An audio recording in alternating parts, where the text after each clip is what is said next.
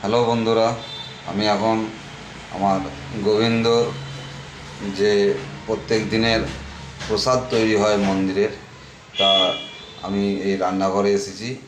আমি এবার গোবিন্দর একটু যে প্রসাদ তৈরি করার নিয়ম, সেই নিয়ম হিসেবে আমি গোবিন্দর প্রসাদ তৈরি করছি।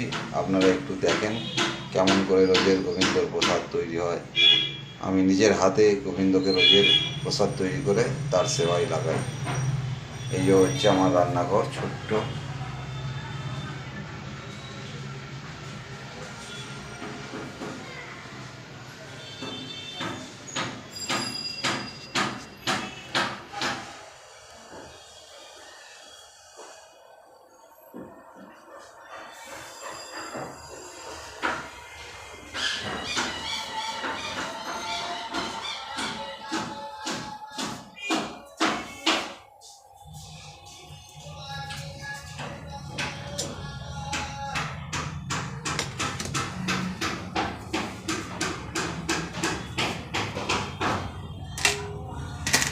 এগুলো গোবিন্দ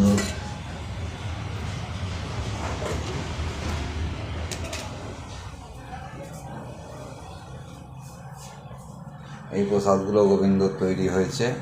এবার আমি নিজের হাতে এই যে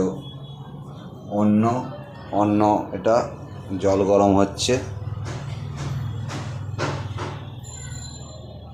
আমি নিজে হাতে প্রত্যেক দিন এই রান্না করি দেখি।